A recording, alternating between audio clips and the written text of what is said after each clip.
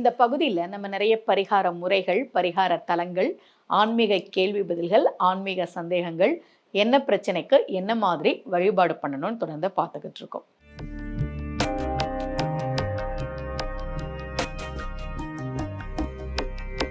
ரகசிய உண்மைகள் சேனலை பார்த்து கொண்டிருக்கும் உங்கள் அனைவருக்கும் சுமதி ஸ்ரீயின் அன்பு வணக்கம். நான் உங்களுக்கு ரகசிய உண்மைகள் சேனலில் கல்யாணம் ஆகணுமா இந்த கோவில் போங்க, இதெல்லாம் பொதுவான பரிகாரங்கள் தான். இருந்தாலும் கல்யாணம் ஆகணுமா இந்த கோவில் போங்க, கடன் தீரணுமா இந்த கோவில் போங்க, இந்த பதிகம் சொல்லுங்கள், இந்த பாசுரம் சொல்லுங்கள் அப்படின்னு நான் சொல்கிறேன்.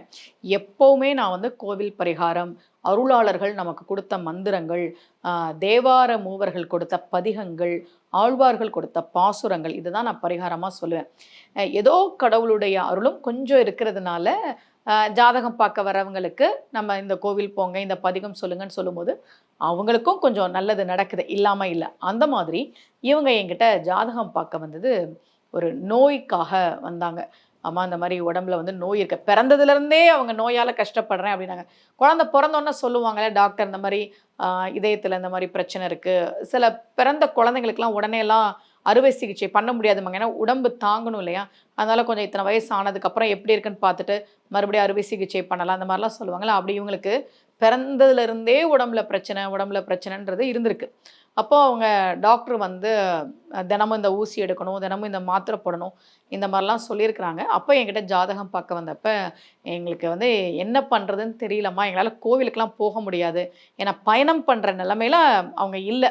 பயணம் பண்ணிலாம் இப்போ நம்ம கோவில், இப்போ நீங்கள் சென்னையிலேருந்து ஜாதகம் பார்க்குறாங்க, நம்ம தஞ்சாவூரில் ஒரு கோவில் சொல்லுவோம், கும்பகோணத்தில் ஒரு கோவில் சொல்லுவோம், இல்லை மதுரையில் சொல்லுவோம்னா எப்படி பார்த்தாலும் அவங்க பல மணி நேரம் பயணம் பண்ணி தானே அந்த கோவிலுக்கு வரணும். இவங்க உடம்புல இந்த மாதிரி நோய் இருக்குமா, எங்களால் பயணம் பண்ண முடியாது, நாங்கள் டாக்டர்கிட்ட போகிறோம். நான் எப்போவுமே யாராக இருந்தாலும் டாக்டர்கிட்ட போகிறீங்களா, ட்ரீட்மெண்ட் எடுக்கிறீங்களா அப்படின்றத நான் கேட்டுருவேன். அதுதான் நம்மளுக்கு ரொம்ப முக்கியம்.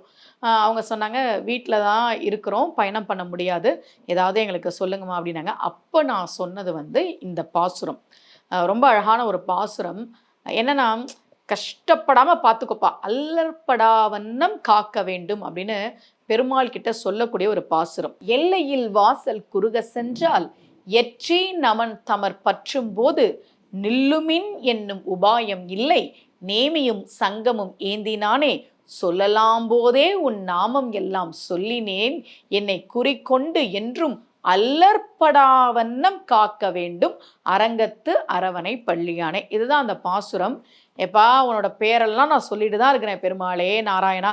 நான் உங்களுக்கு சொல்லியிருக்கேனே அச்சுதா, அனந்தா, கோவிந்தா, நாமாஸ்திரம், ரோஹாஸ்திரம், அதெல்லாம் நம்ம சேனலில் நான் உங்களுக்கு சொல்லியிருக்கிறேன். இதெல்லாம் நான் சொல்லிட்டு தான்ப்பா இருக்கிறேன். அதனால எனக்கு வந்து உடம்புல ஒரு நோய் வந்துருச்சு, யமனை நினச்சி பயமாக இருக்குது, ஆயுளை நினச்சி பயமாக இருக்குது. இந்த நடுத்தர வயதில் ஜாதகம் பார்க்க வரவங்களுக்குலாம் ஒரு பயம் இருக்குது.